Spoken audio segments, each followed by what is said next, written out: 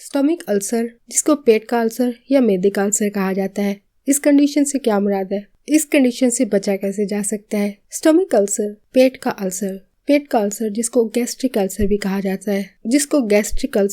जाता है, ये इंसान के स्टमक लाइनिंग यानी पेट की जो लकीरें होती हैं, इसके अंदर पैदा होने वाले दर्दनाक जख्म होते हैं। स्टमक अल्सर जो होते हैं वो पेप्टिक अल्सर जैसी कंडीशन की एक किस्म होती है। ये पेप्टिक अल्सर डिजीज की ही एक टाइप होती है। बेशक पेप्टिक अल्सर की कोई भी किस्म इंसान को हुई हो, ये इंसान के पेट और छोटी आंत दोनों को मुतासिर करती हैं। मैदिक अल्सर जैसी कंडीशन उस वक्त पैदा होती है जब पेट के अंदर मौजूद म्यूकस की एक मोटी जो लेयर्स होती है, जो तह होती है, जिसका काम आपके मैदे को हाजमे के जो जूसेस होते हैं, जो पेट के अंदर मौजूद डाइजेस्टिव जो जूसेस होते हैं, खाने को हजम करने वाले जो रस होते हैं, जो जूसेस होते हैं, इन डाइजेस्टिव जूसेस से पेट के अंदर मौजूद म्यूकस की जो लेयर होती है, इसका मेन काम इन जूसेस से बचाना होता है। लेकिन अगर ये लेयर कम हो जाए तो ऐसी सूरत में मैदे के अंदर क्या हो सकता है? ऐसी सूरत में पेट के अंदर मौजूद जो डाइजेस्टिव एसिड्स होते हैं, खाने को हजम करने के लिए जो डाइजेस्टिव एसिड्स होते हैं, हाजमे के तेजाब, मैदे की जो लाइनिंग होती है, स्टमक की जो लाइनिंग होती है, जो लकीरें होती हैं, उनको ये खा जाते हैं।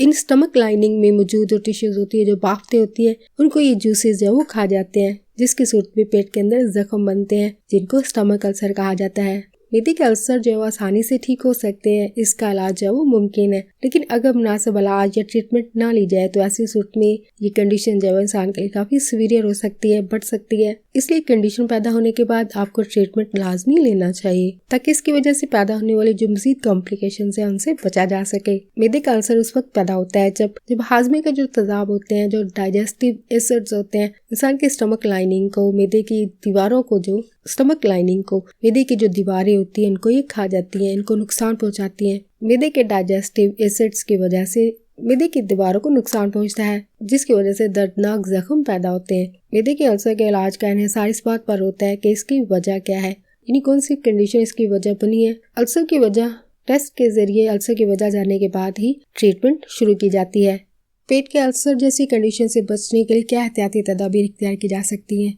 सबसे पहली बात, पेट के अल्सर की वजह बनने वाला जो बैक्टीरिया होता है, बैक्टीरिया को फैलने से रोकने की जरूरत होती है। बैक्टीरिया को फैलने से रोकने के लिए हाथों को साबुन और पानी से बाकायदगी से धोना चाहिए। इसके अलावा कोई भी अगर फल सब्जी खा रही हो तो उसको प्रॉपर तरीके से, अच्छे तरीके से साफ करना चाहिए, धोना चाहिए और अपने खाने को जरूरत के मुताबिक अच्छे तरीके से पकाकर खाना चाहिए। नेक्स्ट है, मैदे अल्सर की वजह कुछ मेडिसिन, कुछ अद्वियात होती हैं और ये मेडिसिन खास तौर पर बुखार को कम करने के लिए, दर्द को कम करने के लिए या फिर जिस्म में मौजूद सूजन को कम करने के लिए इस्तेमाल की जाती हैं। लेकिन इनके इस्तेमाल से पेट के अंदर अल्सर पैदा होते हैं। अगर आप ऐसे इंसान हैं जो इन मेडिसिन का इस्तेमाल करते हैं और इसकी वजह से स्टमक अल्सर हो चुका है, तो ऐसी सूरत में क्या एहतियाती तदाबीर इख्तियार की जा सकती हैं? इन अद्वियात का इस्तेमाल बंद कर देना चाहिए या फिर मुमकिन हो सके इनका इस्तेमाल जो है वो लिमिटेड करना चाहिए, बहुत कम करना चाहिए, बिल्कुल ज़रूरत के मुताबिक करना चाहिए। यानी इन मेडिसिन को जो वजह बन रही है, इनको मुकम्मल तौर पर बंद करने की जरूरत पड़ती है या फिर आपको जरूरत के मुताबिक बस इस्तेमाल करना होगा।